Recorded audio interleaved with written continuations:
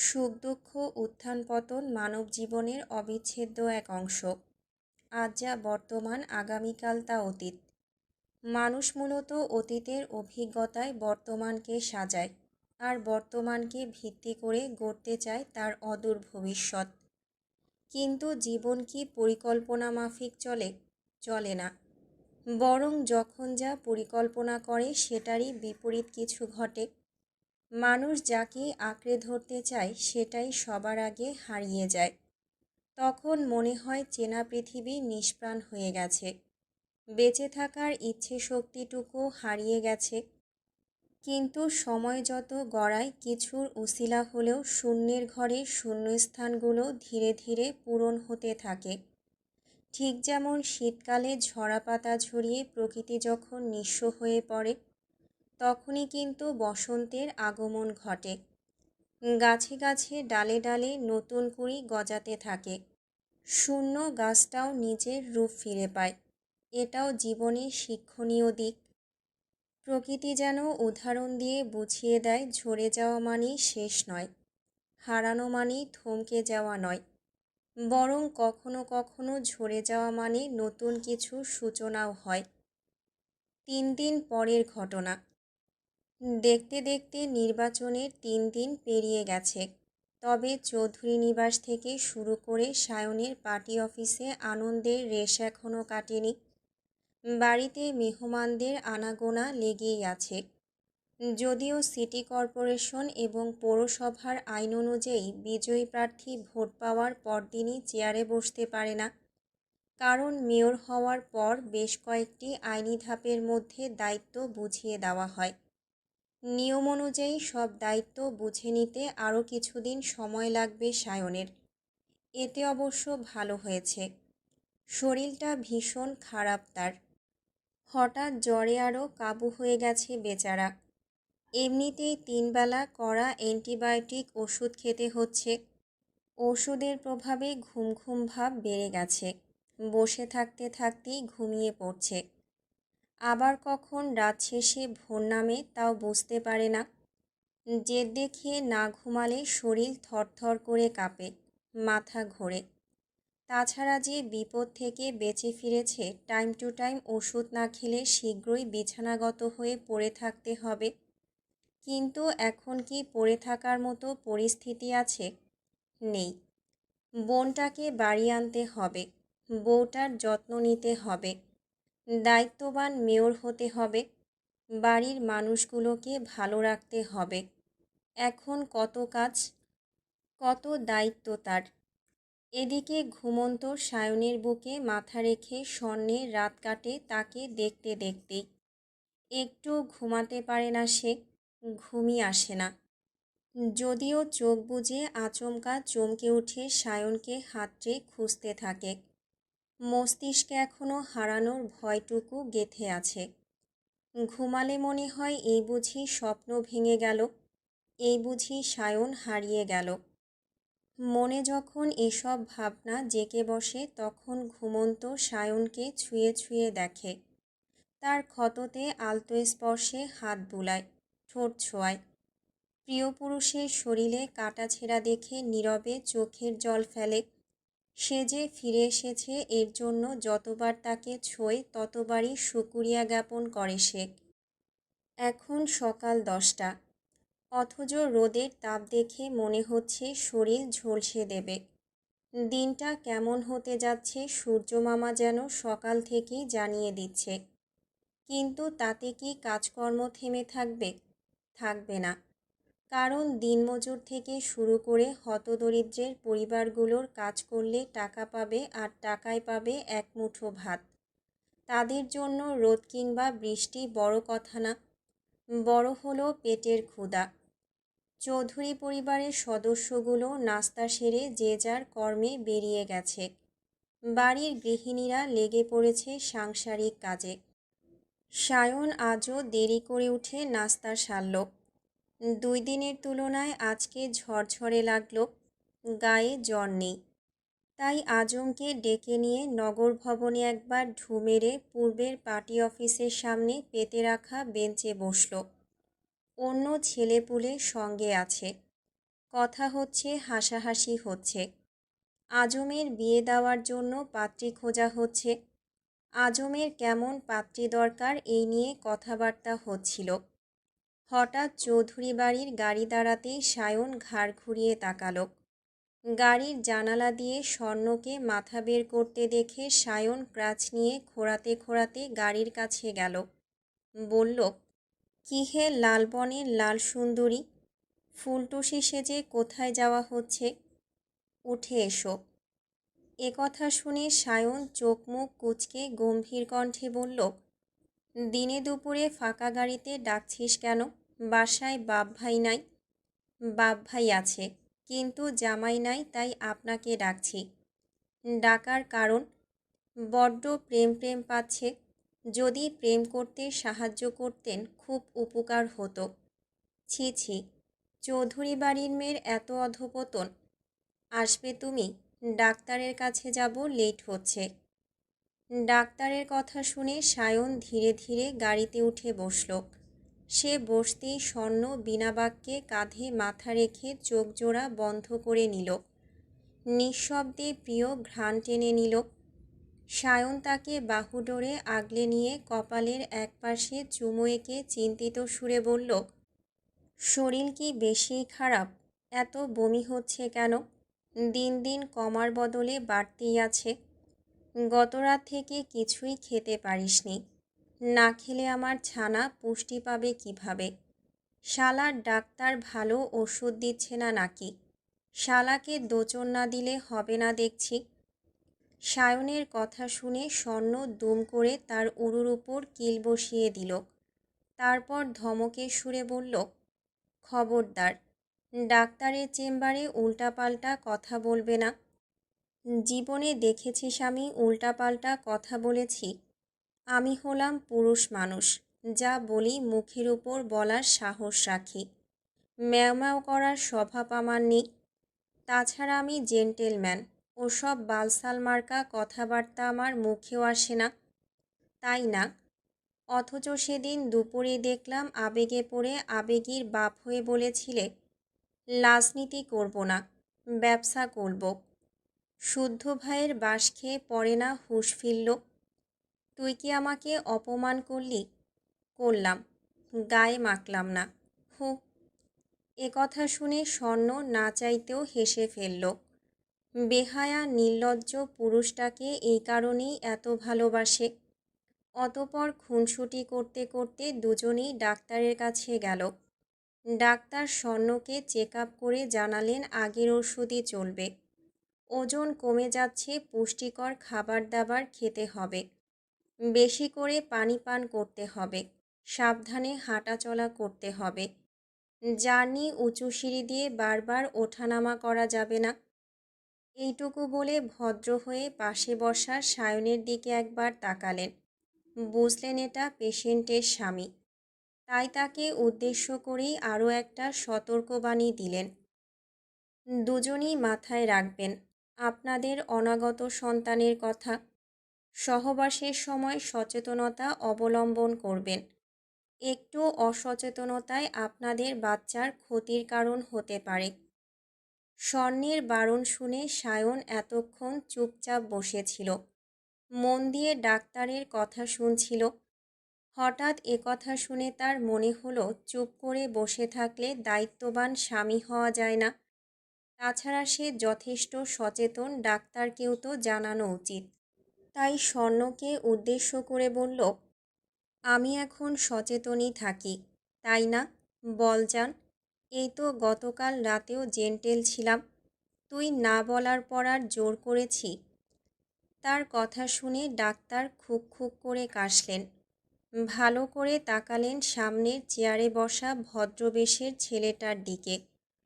যথেষ্ট সুদর্শন, তবে মুখের লাগামে একটু সমস্যা আছে, সেটাও বুঝলেন। একজন ডাক্তার হিসেবে পেশেন্টকে সাবধান করা ওনার কাজ। তাই পাশে রাখা ক্রাচ দেখে মনে করিয়ে দিতে বললেন, আপনার তো পা ভাঙা দেখছি। তাতে কি, অন্য কিছু তো আর ভাঙা না। সায়নের জবাব শুনে ঘাড় ঘুরিয়ে তার দিকে তাকালো স্বর্ণ। ডাক্তার না হয় তাদের ভালোর জন্যই কথাগুলো বলছে, তাই বলে সেও এসব বলবে? চেম্বারে ঢোকার আগেও কত সুন্দর করে বোঝালো উল্টোপাল্টা কিছু না বলতে, অথচ বলে কিনা অন্য কিছু তো আর ভাঙা না। সে আর কথা বাড়ানোর সুযোগ দিল না, কোনো মতে প্রেসক্রিপশন নিয়ে হাঁটা ধরল। তাকে এভাবে রেগে যেতে দেখে সায়ন ভীষণ অবাকই হলো। বউটা হঠাৎ রেগে গেল কেন? যা বলার ভদ্রভাবেই তো বলল। খুলে তো আর দেখায়নি, তাও রেগে গেল।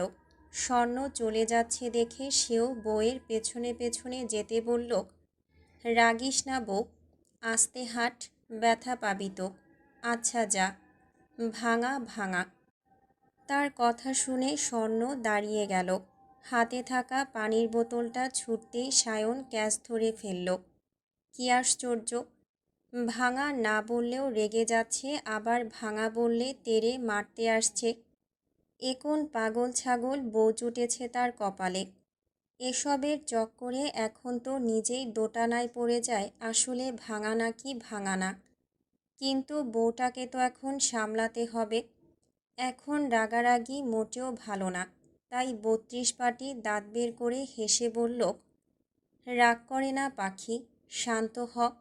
আসলে হয়েছে কি, ভাঙতে গিয়েও ভাঙেনি। স্বামী স্ত্রীর ভালোবাসার ফল তাদের সন্তান। তাহলে বেবি কনসিভ হয়েছে কিনা জানার জন্য মায়ের ইউরিন লাগলে বাবারটা লাগে না কেন? বাবা কি তার সন্তানকে ভালোবাসে না? নাকি বাবার ভালোবাসা ভালোবাসার কাতারে পড়ে না? কড়া রোদের মধ্যে দাঁড়িয়ে ঐশ্বর্যকে কল করেই প্রশ্নখানা করল রুবাব। তার এমন অহেতুক কথা শুনে ঐশ্বর্য বিরক্ত হলো। হাতের বইটা রেখে জবাব দেওয়ার আগেই কিছু স্মরণে আসতেই কাঁপা কাঁপা স্বরে বলল, রুবাব, কোথায় তুমি? রিপোর্ট নিতে এসেছি। কি? কি এসেছে? পজিটিভ। কথাখানা কর্ণকুহরে পৌঁছানো মাত্রই ঐশ্বর্য থমকে গেল। হাত চলে গেল পেটে। ড্রয়িং রুমে বসা সিতারা, সিমিন, সিরাত তখন তার দিকে তাকিয়েছিল। তাকে পেটে হাত দিতে দেখে যা বোঝার বুঝে গেলেন। সিতারা ভ্রু নাচাতেই ঐশ্বর্য এক প্রকার পালিয়ে নিজের রুমে এলো। বেশ কয়েকদিন ধরেই ওনারা তিন যা ঐশ্বর্যকে খেয়াল করছিলেন। অভিজ্ঞ চোখে ধরে ফেলেছেন বাড়িতে আরও একটা সুখবর আসতে চলেছে। কিন্তু ঐশ্বর্য মানতে রাজি না। বারবার বলছিল এরকম উইক সারা বছরই থাকে সে। প্রেশার সব সময় লো থাকে, মাথা ঘোরানো স্বাভাবিক ব্যাপার। ওসব কিছু না এসব বলে মানতে রাজি না। তারপর জোর করেই ইউরিন আর ব্লাড টেস্ট দুটোই করিয়েছে। সেই টেস্টের রিপোর্ট আনতে গিয়েছিল রুবাব। রিপোর্ট দেখে কিছুক্ষণ ড্যাব ড্যাব করে তাকিয়েছিল রুবাব। অবিশ্বাস্য লাগছে ব্যাপারখানা। সে হসপিটাল থেকে বেরিয়ে রোদের মধ্যে দাঁড়িয়ে ঐশ্বর্যকে কল দিল। উক্ত কথাখানা বলতেই বুঝল ঐশ্বর্য কাঁদছে। তাও কিছু বলল। তাকে নিশ্চুপ দেখে ঐশ্বর্য বলল, সরি, পরিকল্পিত ছিল, তাই না? সরি বলছি তো। এটা আমার প্রশ্নের উত্তর হলো? জানতে চাচ্ছি পরিকল্পিত কিনা। আমি কিন্তু বলেছিলাম আরও কিছুদিন পর বেবি নেব। তুমি খুশি না রুবাব? আমাদের সন্তান, আমাদের ভালোবাসার ফল। তুমিও আমার অনেক কষ্টের প্রাপ্তি ঐশ্বর্য। রুবাবের কথায় ঐশ্বর্য থমকে গেল। গড়গড়িয়ে গাল বেয়ে অঝরে অশ্রু ঝরতে লাগল। রুবাব রেগে আছে, তাও স্বাভাবিক সুরে কথা বলছে। সে অকারণে ঐশ্বর্যের সঙ্গে জোরে কথা বলে না। ঐশ্বর্য নিজেও বোঝে, তাই কিছুক্ষণ চুপ থেকে থেমে থেমে বলল, সে তো তোমারই অংশ। এসেছে না হয় একটু তাড়াতাড়ি, তাতে ক্ষতি কি? পিৎজা খেতে ইচ্ছে করছে, তাড়াতাড়ি এসো। কথা বলে ঐশ্বর্য কলটা কেটে দিল। রুবাব কান থেকে ফোন সরিয়ে রিপোর্টের দিকে তাকিয়ে রইল। কিছুদিন আগে শুদ্ধ যখন তার সন্তানকে কবর দিল তখনও খারাপ লেগেছিল। ভাই কষ্ট পাচ্ছে দেখে তারও খুব কষ্ট হয়েছিল। সায়ন বাড়ি ফিরে বাবা হওয়ার কথা জেনেও কেঁদেছিল। কাঁদতে কাঁদতে আবার হেসেও ছিল। আল্লাহ যে এত বড় নিয়ামত দান করেছে তাই বারবার আল্লাহর শুকরিয়া আদায় করেছিল। সেই মুহূর্তে সায়নের অবস্থা দেখে খুব হেসেছিল। ভাইয়ের খুশিতে খুশিও হয়েছিল, কিন্তু আজকে নিজের অনুভূতি প্রকাশ করতে পারছে না। বুঝতে পারছে না কেমন লাগছে। নিজের বাবার কথা খুব মনে পড়ছে। কতদিন বাবাকে বাবা বলে ডাকে না, বাবা নামের কেউ কাঁধে হাত রাখে না। সে আবারও রিপোর্টে হাত বুলিয়ে ঝাপসা চোখে তাকালো। না, সত্যিই পজিটিভ, সত্যিই কেউ আসছে। কিন্তু তার তো বিশ্বাসই হচ্ছে না। বাবাহারা ছেলেটা নাকি বাবা হবে। ছোট থেকে বাবার স্নেহছায়া না পাওয়া ছেলে নাকি কারো ছায়াবৃক্ষ হবে। আদুরে সুরে ডেকে বুক ঠান্ডা করবে। সে বাবা হবে আর ঐশ্বর্য মা হবে। মাহারা মেয়েটাও মাতৃত্বের স্বাদ পাবে। পৃথিবীতে কেউ নেই বলে আফসোস করা ঐশ্বর্যের একটা শক্তি হবে, বাঁচার অবলম্বন হবে। এসব ভেবে তার চোখজোড়া পুনরায় ভিজে উঠল। শার্টের বাহুতে চোখ মুছতেই আবারও ভিজে উঠল। সে ঠোঁটের কোণে হাসি ফুটিয়ে সামনে তাকাতেই দেখে শখ দাঁড়িয়ে আছে। তাকে চোখ মুছতে দেখে শখ হাসতে হাসতেই বলল, যতই কাঁদো, ট্রিট কিন্তু চাই চাই। ক্লাস শেষ না, চল বাড়ি চল। আজ না, পরশু দিন যাব। গাড়িতে বস, ড্রপ করে দিই। অর্ক আসছে। দুজনের কথার মাঝেই সেখানে অর্ক এসে পৌঁছালো। শখ অর্ককে জানালো খুশির খবর। এই নিয়েও রুবাব আর অর্কের খোঁচাখুচি হলো, হাসাহাসি হলো। অর্ক জোর করে মিষ্টি খাওয়ার দাওয়াত নিল। অতঃপর বিদায় নিয়ে যে যার বাড়ির পথে রওনা হলো। রুবাব হাত ভর্তি করে মিষ্টি নিয়ে সবাইকে মিষ্টিমুখ করালো।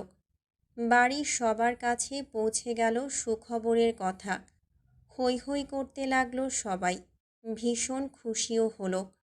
কত দোয়া করল। তারপর নিচে কিছুক্ষণ থেকে রুবাব রুমে যেতেই ঐশ্বর্য গুটি গুটি পায়ে সামনে এসে দাঁড়ালো। ছলো ছলো চোখে তাকাতেই রুবাব দুই হাত প্রসারিত করতেই ঐশ্বর্য তার বুকে ঝাঁপিয়ে পড়ল। শব্দ করে কেঁদে উঠল। রুবাব খুশি না ভেবে প্রথমে ভয়ই পেয়েছিল। রুবাব ছলো ছলো চোখে ঠোঁটে হাসি ফুটিয়ে ঐশ্বর্যের কপালের মাঝখানে আদর এঁকে দিল। তারপর কপালে কপাল ঠেকিয়ে চুপ করে দাঁড়িয়ে রইল। কেউ আর কোনো কথা বলল না, বাক্য ব্যয় হলো না। অথচ বুঝে নিল দুজন দুজনকে, সদ্য জন্ম নেওয়া তাদের নির্মল অনুভূতিকে। আজ সোমবার, 13 এপ্রিল 2026। দিন গুনতে গুনতে সেই কাঙ্ক্ষিত দিনটি চলেই এলো। আজ শীতলের শুনানি। জেলা কোর্টের রায় মানতে পারেনি বিধায় নতুন করে হাইকোর্টে আপিল করেছিল শুদ্ধ। আজ নতুন করে সেই কেসেরই শুনানি ঘোষণা হবে। পূর্বের মতো এক বুক আশা নিয়ে চৌধুরী বাড়ির সবাই আদালতে উপস্থিত হয়েছে। অধীর আগ্রহে তাকিয়ে আছে আদালতের মূল ফটকের দিকে। কারণ শীতলকে এখনও আনা হয়নি। মূলত তাকে দেখার জন্যই সবার মন ব্যাকুল হয়ে আছে। আধা ঘন্টা পর পুলিশি পাহারায় শীতলকে আনা হলো। মেয়েটার হাতে হ্যান্ডকাপ নেই। পরনে ধূসর রঙের থ্রি-পিস। মাথা নিচু করে হেঁটে এক প্রান্তে দাঁড়ালো সে। তারই পাশে দাঁড়ালো 4 জন মহিলা পুলিশ। কথা বলতে গেলেও পুলিশ অ্যালাউ করবে না, তাই অদূরে দাঁড়িয়ে দেখল সিমিন। তারপর আঁচলে চোখ মুছে নীরবে সেখান থেকে সরে এলেন। এখন বাজে দুপুর 1টা। সিরিয়াল অনুযায়ী শীতলের মামলা 6 নম্বরে। আজ সারাদিনের কেসগুলো শেষ হতে প্রায় দুপুর গড়িয়ে গেছে। তাই বিচারক জানিয়েছেন একেবারে লাঞ্চের পর শীতলেরটা ঘোষণা করবে। ততক্ষণ অপেক্ষা। বরাবরের মতো শীতল চুপ করে বসে আছে আদালত প্রাঙ্গণে। এসে অবধি মুখ তুলে কারো দিকে তাকায়নি। মূলত তাকানোর সাহস হয়নি। সারা রাত কান্নার ফলে চোখের পাতা ফুলে গেছে, মুখটাও ফ্যাকাশে। দুরু দুরু বুক নিয়ে আবারও এসেছে নিজের ভাগ্যের পরীক্ষা দিতে। সে জানে না কি হবে, কি লেখা আছে ভাগ্যে। যখন থেকে শুনেছে আবার আপিল করা হয়েছে, তখন থেকেই অঝরে কেঁদে যাচ্ছে। অজানা ভয়ে বুক কুঁকড়ে যাচ্ছে, ভীষণ ভয় লাগছে। ভয়টা মূলত শুদ্ধকে নিয়ে, কারণ মানুষটা এক বুক আশা নিয়ে এখনও প্রাণপণে লড়ে যাচ্ছে। আশা ছাড়েনি, হার মানেনি। যেখানে সে নিজে হাল ছেড়ে দিয়েছিল সেখানে শুদ্ধ এখনও পূর্বের মতোই অটল। আজকেও যদি ফলস্বরূপ কিছু না হয় তাহলে মানুষটা হয়তো একেবারেই ভেঙে পড়বে। আর তার ভেঙে পড়া মুখ সহ্য করতে পারবে না সে, মানতে পারবে না তার বিশুদ্ধ পুরুষের হার। ঠিক এই চিন্তায় ভেতরটা অস্থির হয়ে আছে। চোখের পানিতে পথ দেখা মুশকিল হয়ে যাচ্ছে। সে যখন নিজের চিন্তায় মশগুল তখন শুদ্ধ এলো। মহিলা পুলিশগুলো হাসতে হাসতে একটু সরে দাঁড়ালো। শুদ্ধকেও কিছু বলল বোধহয়, শুনতে পেল না শীতল। একটা বেঞ্চের উপর নিশ্চুপ হয়ে বসে থাকতে দেখে শুদ্ধ বলল, কনগ্রাচুলেশনস। একটু পরে কি হবে না হবে এটা নিয়ে চিন্তায় মাথা কাজ করছে না তার। অথচ এই লোক এসে কিনা অভিনন্দন জানাচ্ছে। সে অশ্রুভেজা চোখে তাকিয়ে দেখল ব্যক্তিগত পুরুষটাকে। পরনে কালো shirt, cream colour gabardine pant, চোখের নিচের কালিগুলো যেন নির্ঘুম রাতের সাক্ষী। সে বেশিক্ষণ তাকিয়ে থাকতে পারল না। দৃষ্টি সরিয়ে ধীরলয়ে বলল, কেন? কারণ আপনি ফুপি হতে যাচ্ছেন। জানি তো। না, জানেন না। এবার আপনার রুবাব ভাই বাবা হতে যাচ্ছে। এই মুহূর্তে এমন সংবাদ পেয়ে শীতলের ঠোঁটের কোণে হাসি ফুটল। ঘাড় ঘুরিয়ে একবার রুবাব ঐশ্বর্যের দিকে তাকালো। মন থেকে বলল, আলহামদুলিল্লাহ। আমার সব ভাই বোনরা খুব ভালো থাকুক, সুস্থ থাকুক। আর বরটা বিরহের জলে ভেসে যাক। শীতল জবাব দিল না। জবাব দেওয়ার ভাষা থাকলে না জবাব দেবে। তখন শুদ্ধ তার চোখ মুখের অবস্থা দেখে পুনরায় স্বাভাবিক কণ্ঠে বলল, চোখ মুখের এই হাল কেন? এই হাল দেখার জন্য এত কষ্ট করে যাচ্ছি। বলেছি না আমি যতক্ষণ বেঁচে আছি ততক্ষণ যেন চোখ দিয়ে এক ফোঁটা পানি বের না হয়। এসব দেখতে পারি না আমি। ভালো লাগে না আমার। আমার কথা শুনতে ভালো লাগে না। আমার প্রতি একটু মায়াও হয় না? একটুও হয় না, তাই না? শীতল দৃষ্টি নামিয়ে নিল। থুতুনি গিয়ে ঠেকল গলার সাথে। ঠোঁটজোড়া কেঁপে উঠল। ঠোঁট কামড়ে ধরে কান্না আটকানোর চেষ্টা করেও নিজেকে সামলাতে পারল না। নীরবে কাঁদতে লাগল। ফোঁটা ফোঁটা চোখের পানি ঝরে পড়ল কামিজের উপর। কেঁদেছে বলে বকেছিল, অথচ এখন তারই সামনে কাঁদতে শুরু করল। এই পাগল ছাগলকে করবে কি সে? এটাকে নিয়ে কোথায় যাবে? কি করলে বুঝবে তারও ধৈর্যসীমা লিমিট ক্রস করতে শুরু করেছে? সে আর পারছে না। কিন্তু মুখ ফুটে কিছুই বলতে পারল না। বললে যতটুকু স্থির আছে ততটুকুও থাকবে না। তাই নিজেকে শক্ত খোলসে আবৃত করে মলিন হাসল। শীতলের মুখ তুলে চোখ মুছিয়ে দিতেই শীতল কান্নারত কণ্ঠে থেমে থেমে বলল, কেন জানি খুব ভয় লাগছে। কথাখানা বলে শীতল পুনরায় ডুকরে কাঁদতে লাগল। তার ভয় লাগছে, তাই কাঁদছে। অথচ শুদ্ধ তাও পারছে না। বোঝাতে পারছে না এই মুহূর্তে তার ভেতরটা কেমন হচ্ছে, কি চলছে। সে নিজেও জানে না শীতলের জামিন না হলে এবার সে কি করবে, কিভাবে নিজেকে সামলাবে সে। আর স্বাভাবিক থাকার শক্তি থাকবে কিনা তাও জানে না। তবে সময় আছে। এতদূর এসে শেষ মুহূর্তে যেন শক্তি ফুরিয়ে যাচ্ছে। তবুও সে বরাবরের মতোই নিখুঁতভাবে নিজের ভয়টুকু আড়াল করে ফেলল। শীতলকে সাহস দিতে বলল, ভয় নেই, আল্লাহ ভরসা। আজও যদি জামিন না হয়, আবার কোনোভাবে চেষ্টা করব। এভাবে আর কতদিন? যতদিন না আমার সুখ আমি ফিরে পাব, যতদিন না আমার শূন্য বুক পূর্ণ হবে, যতদিন না আমার ভালো থাকাটুকু পরিপূর্ণভাবে আমার হবে। এ কথা শুনে শীতলের কান্নার বেগ বাড়ল।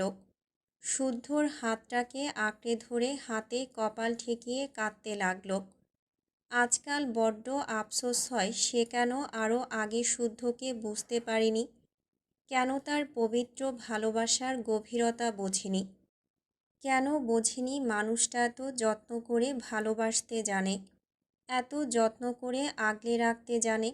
যদি আরও আগে ঘূর্ণাক্ষরে টের পেত তাহলে আরও বেশ কিছুদিন তারা একসঙ্গে থাকতে পারত।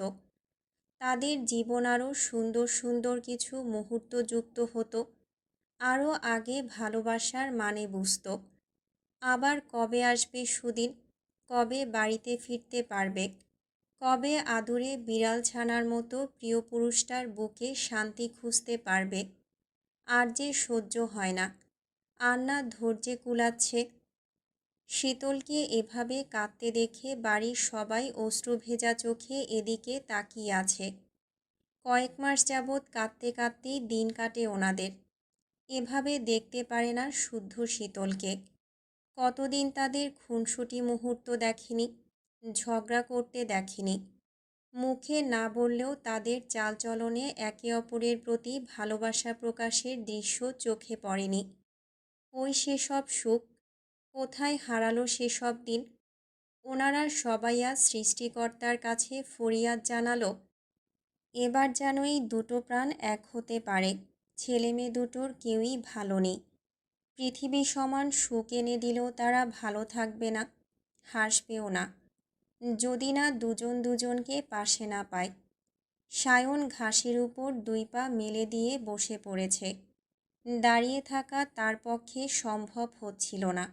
সে একদৃষ্টিতে তাকিয়ে আছে চঞ্চল দুটি প্রাণের দিকে, যাদের প্রণয়ের সূচনা হয়েছিল তারই হাত ধরে, যারা ভালো না বাসার পণ করেও পাগলের মতো দুজন দুজনকে ভালোবেসেছে। প্রত্যেক দিন ঝগড়াঝাঁটি মারামারি করে কেউ কাউকে দেখতে না পারার অভিযোগও জানিয়েছে। অথচ ভাগ্যের ফেরে আজকে তারাই একে অপরের কাছে যাওয়ার জন্য ব্যাকুল হয়ে কাঁদছে। অথচ তাদের প্রণয়ের সূচনা হওয়ার আগেই বলেছিল, এমন একদিন আসবে যেদিন দুজন দুজনকে চোখে হারাবে, পাগলের মতো ভালোবাসতে শিখবে। এরা দুজনই হবে তার দেখা বেস্ট কাপল। সব মিলে গেছে, তার প্রতিটা বাক্য অক্ষরে অক্ষরে মিলে গেছে। পণভঙ্গ করার অপরাধে খুব করে অভিশাপ দিতেও ইচ্ছে করছে। তারা যেন আর কখনো আলাদা না হয়, কখনো কেউ কাউকে ছাড়া থাকতে না পারে। জীবনের বাকি দিনগুলোতে অনাবিল সুখ যেন বৃষ্টি হয়ে ঝরে। এখন যেমন ওরা দুজন দুজনের শক্তি হয়ে আছে, সারা জীবন যেন তাই থাকে। ঘড়িতে সময় 2টা বেজে 10 মিনিট। কিছুক্ষণের মধ্যেই আদালত কক্ষে যেতে হবে। বিশাল মাঠের মধ্যে সারাফাত চৌধুরী, সাফওয়ান চৌধুরী, সায়ন, স্বর্ণ, রুবাব, ঐশ্বর্য, অর্ক, শখ, সিতারা, সিমিন, সিরাত, আজম, সাম্য, সৃজন, হাসান, স্যান্ডি, কামরান, কেউই বাদ নেই। আজকে সবাই এসেছে। সবাই তাকিয়ে আছে তাদের দিকে। সবার চোখে জল, সবার মনে ভয়, সবার একটাই চাওয়া, এবার ভালো কিছু হোক। কান্না ভেজা চোখে আদালতে প্রবেশ করলেও সবাই যেন হাসি মুখে বের হয়। এসে গেল সেই ক্ষণ। শুদ্ধর মলিন মুখের দিকে তাকিয়ে চোখ মুছতে মুছতে আদালত কক্ষে প্রবেশ করল শীতল। দাঁড়াতে হলো আসামি কাঠগড়ায়। চৌধুরী বাড়ির বড়রা আদালত কক্ষে প্রবেশ করলেও বাকিরা মাঠে বসে অপেক্ষা করতে লাগল, কারণ সবাই প্রবেশের অনুমতি পেল না।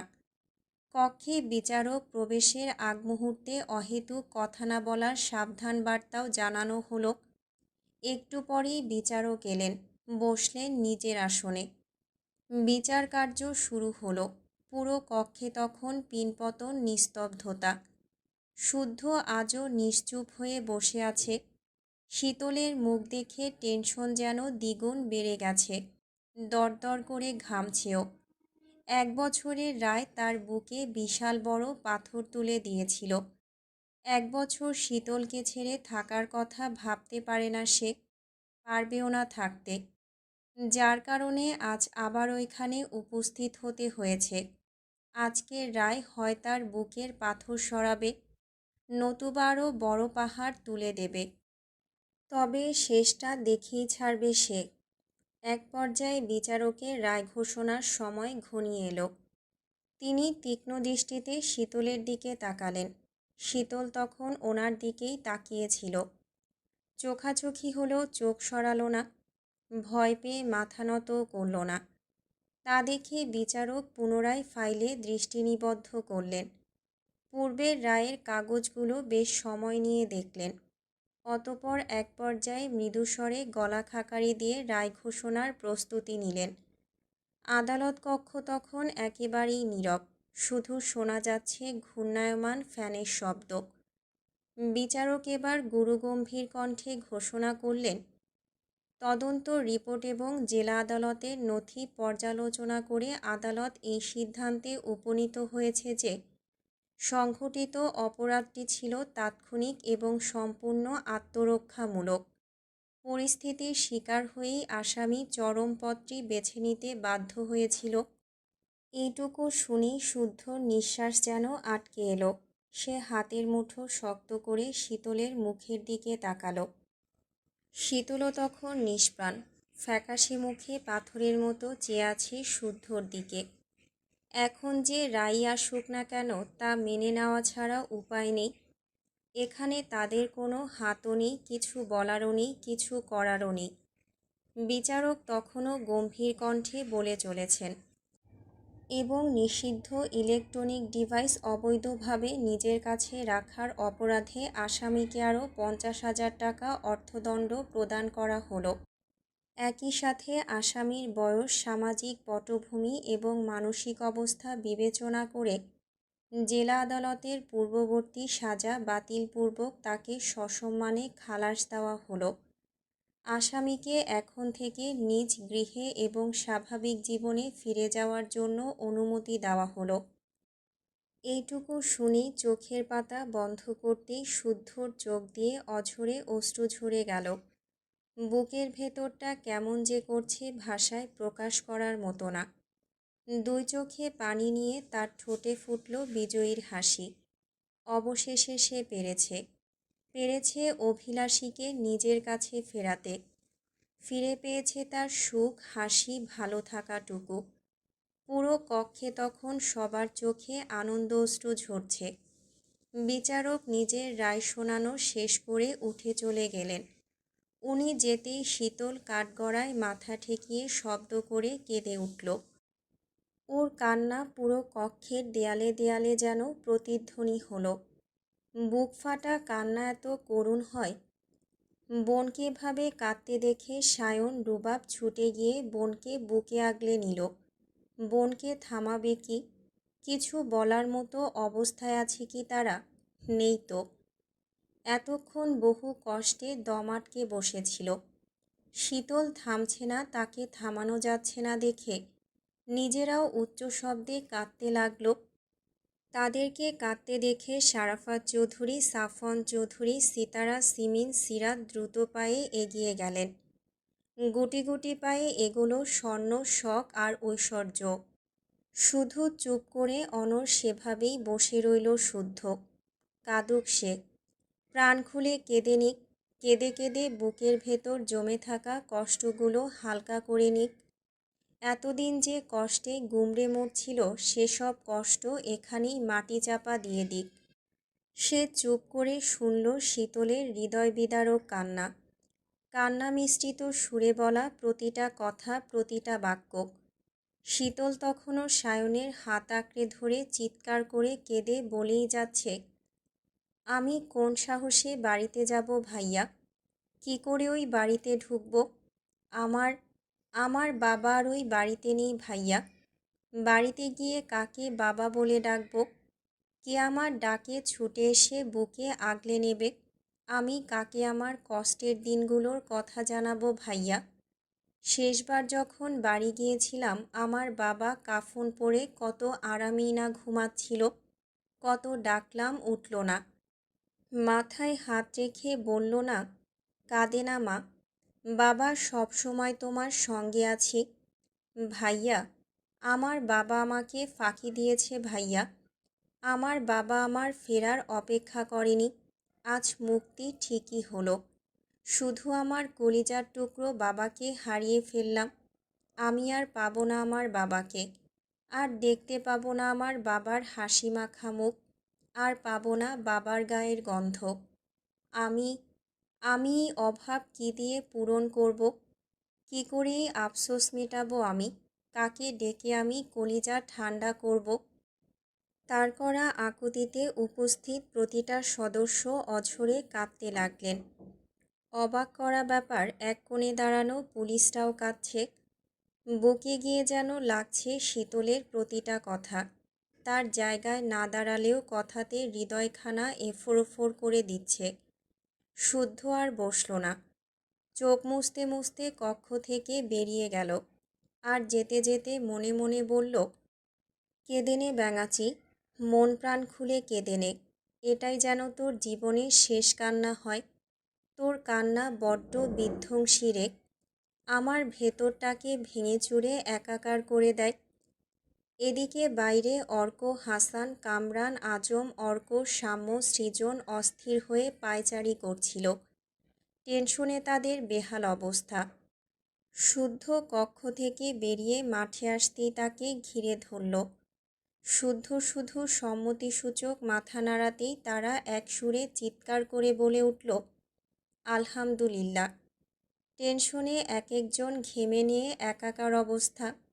আজম মাঠেই ধপ করে শুয়ে পড়ল। তার খাতনা করার সময়ও এতটা টেনশন করেনি। ততক্ষণে আসরের আজান হয়ে গেছে। ঘড়িতে তখন 4:20। শুদ্ধ ঘড়িতে সময় দেখে দ্রুত পায়ে অফিসারের কাছে ছুটল। শীতলের বাড়ি ফেরা নিয়ে কথা তুলল। কিন্তু যে ভয় পাচ্ছিল অবশেষে সেটাই হলো। যতই জামিন হোক আজ আর বাড়ি ফেরা হচ্ছে না শীতলের। কারণ জামিন হলেও রিলিজ অর্ডার সংশ্লিষ্ট কেন্দ্রে পাঠাতে হয়। সেটি কেন্দ্রে পৌঁছাতে পৌঁছাতে রিলিজ অর্ডার গ্রহণের সময় শেষ হয়ে যায়।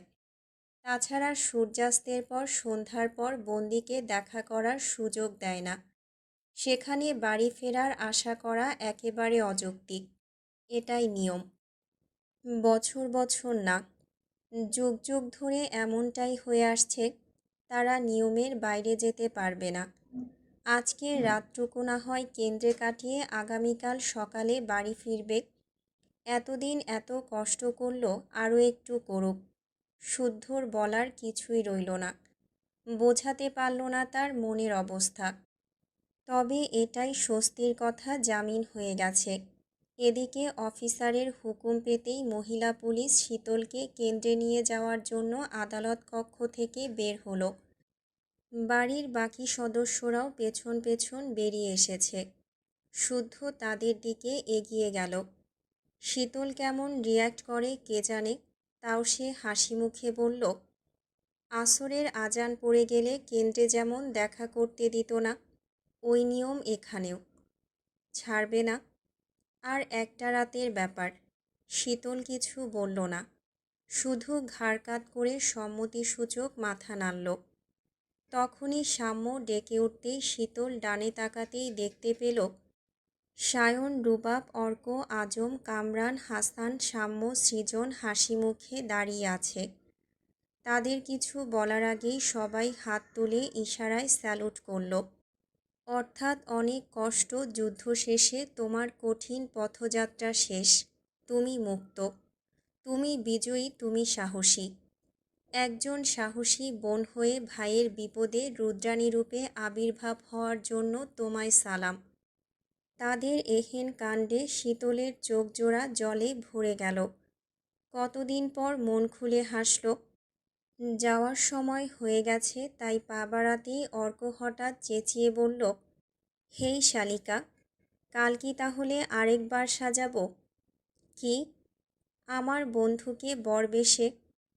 এ কথা শুনে শীতল তাকালো শুদ্ধর দিকে। অনেক দিন পর তার গাল দুটোতে লজ্জার লালিমা দেখা গেল। বাকিরা হেসে ফেলল এভাবে লজ্জা পেতে দেখে। শীতল আর দাঁড়ালো না, ঠোঁটের কোণে হাসি ফুটিয়ে এগিয়ে গেল। আর শুদ্ধ তখনও দুই পকেটে হাত গুজে সময়ের হিসেব কষতে লাগলো। আজ বিকেল 5টা থেকে আগামীকাল সকাল 10টা, অর্থাৎ আর মাত্র 16 ঘন্টা। এই 16 ঘন্টা কাটাতে পারলেই শীতলকে তৃষ্ণার্ত বুকে জড়িয়ে নিতে পারবে, বুক ভরে শ্বাস নিতে পারবে। এতদিনের সব কষ্টের সমাপ্তি ঘটবে। অসময়ের মেঘ কেটে তাদের সবার জীবনে সুসময়ের সূর্য উঠবে।